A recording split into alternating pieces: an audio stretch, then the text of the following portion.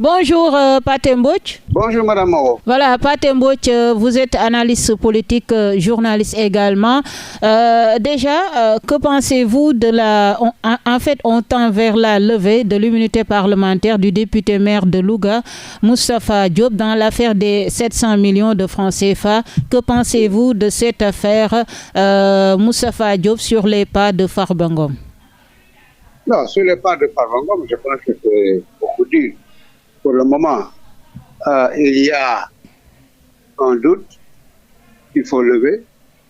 Et puisque nul n'est de la loi, la justice qui a besoin de l'entendre a demandé la levée de l'immunité parlementaire, comme elle l'avait fait avec son temps. C'est une problème.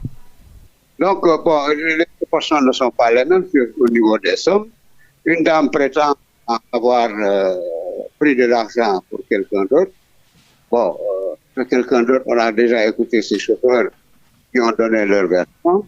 S'il y a eu une collaboration, c'est au niveau d'éléments que les chauffeurs peuvent chercher. La dame persiste en disant de donner de l'argent à l'autre.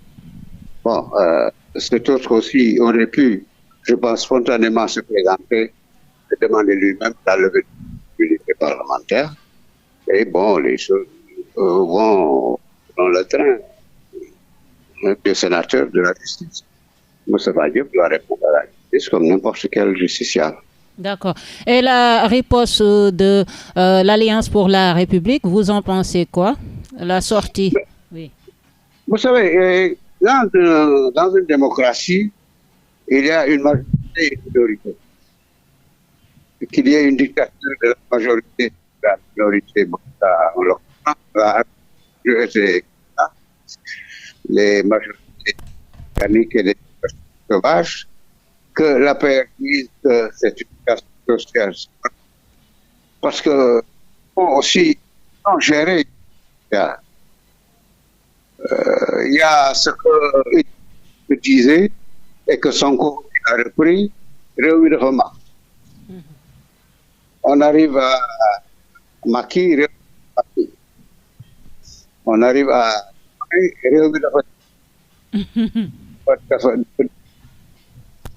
y a une situation qui se présente, on pense que c'est ceci ou ça.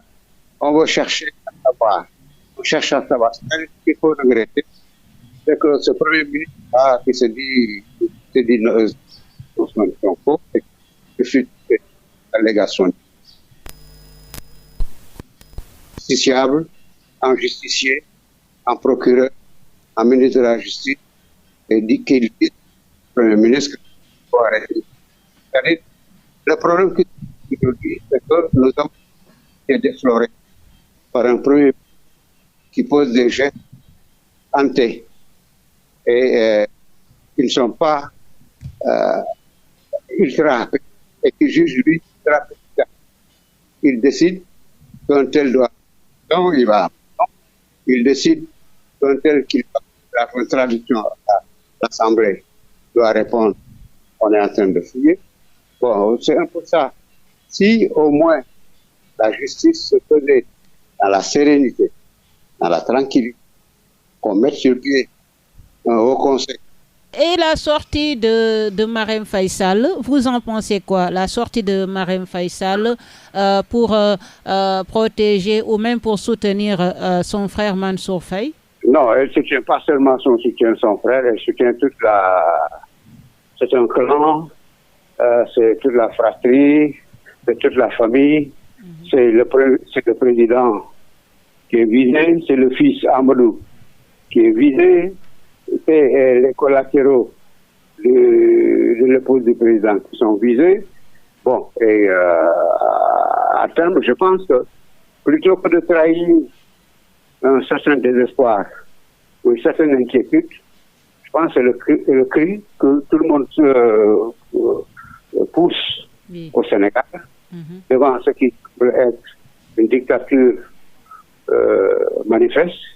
Et on dit qu'ensuite, si on touche à son frère et qu'on évoque le fils, on parle, on va jusqu'à l'Assemblée pour dire qu'on vote une loi qui n'est pas contre Macky, alors qu'une loi, a priori, est impersonnelle. Bon, vous comprenez un peu que dans ce chien-lit, comme on dit, que quelqu'un dit, bon, arrêtez, il faut pas aller plus loin, on est en train de déconner. Hein. Et Ardo Nying, l'activiste placé sous mandat de dépôt pour injure, vous en pensez quoi? On parle encore de menaces des libertés. Est-ce que vous partagez cette opinion? Non, c'est l'éternel article 80, très commode pour faire taire quand on le veut. Mais quand on fait les mêmes propos, oui. Parce qu'au fond, les gens semblent oublier que nous sommes en 2025, c'est-à-dire nous sommes à 1 an de 2024, c'est-à-dire à 1 an d'une situation où Sonko se trouvait et durant laquelle, entre 2021 et 2023, il s'est tout perdu dans ce pays qu'il a mené à feu, à sang.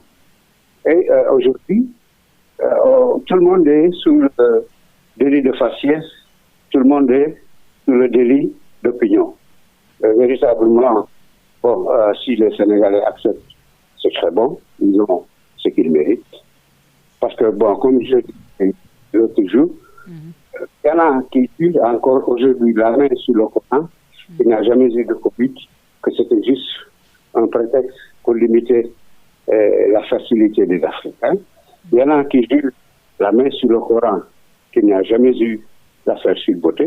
Bon, vous comprenez qu'on puisse accepter aussi que ce qui se fait, certains disent c'est bon, et que d'autres disent c'est pas bon.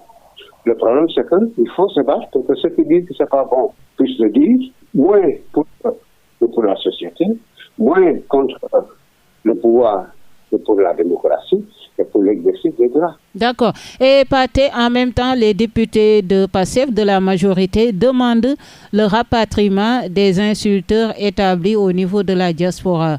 Vous en pensez quoi? Mola et compagnie sont visés. Vous en pensez quoi exactement? Mais on en pense que c'est naguère. Il y en a qu'on a fait venir des États-Unis sous Macky Sall. Il y en a qu'on a cherché à avoir sous Macky Sall, mais qui était même ici, qu'on n'avait pas besoin d'expatrier, qu'on n'a jamais touché pour des raisons de stratégie. Macky Sall a dit à un certain moment, il faut quand même qu'au niveau du pouvoir, qu'on comprenne qu'il y a des gens qu'on ne peut pas toucher pour l'équilibre social. Bon, maintenant que des insulteurs se fassent insulter et qu'ils demandent que les insulteurs d'aujourd'hui, qui ne sont pas ceux d'hier, soient arrêtés, bon, c'est un peu gros comme...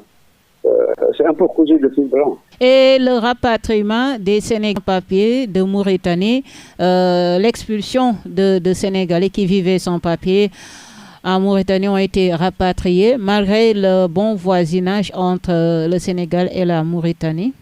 Bon, vous savez, moi je pense qu'il faut mettre ça sur le compte du pétrole et du gaz, sur le compte de dissensions qui vont se vérifier aujourd'hui, qui vont se vérifier demain dans la gestion du pétrole et du gaz, parce que bon, comme en 1983, on a failli faire la guerre avec la Guinée-Bissau à propos d'un pétrole qui se trouvait au large et que les Iraniens avaient commencé à exploiter et on a attaqué la barre. Je pense qu'il va y avoir des différents... C'est ce qui est beaucoup plus fondamental. Je pense que le pouvoir aujourd'hui devrait se pencher sur les relations avec la Mauritanie, moins en fonction de la liberté de mouvement des populations qu'en fonction du pétrole et du gaz. Les dissensions vont se vérifier, les dissensions vont avoir cours. La Mauritanie affirme depuis le 19 janvier qu'il y a des fuites. Le Sénégal, le 12 février, dit qu'il y a des fuites. Ensuite, on dit qu'il n'y a pas de fuite parce qu'on ne les a pas remarquées. Nous allons avoir des problèmes avec la Mauritanie, pas seulement des problèmes de cohabitation, pas seulement des problèmes de bon voisinage, mais des problèmes économiques et des problèmes sérieux. Je pense que le pouvoir aujourd'hui devrait pouvoir se pencher sur GTA, en voir les conséquences économiques, politiques, sociales, culturelles. Nous aurons beaucoup de difficultés avec la Mauritanie à cause du gaz et du pétrole. D'accord. Merci beaucoup, Pathé Mbodj, d'avoir répondu à nos questions. Je rappelle que vous êtes journaliste, analyste politique. Merci bien, Madame Moreau. C'est toujours un plaisir de vous entretenir.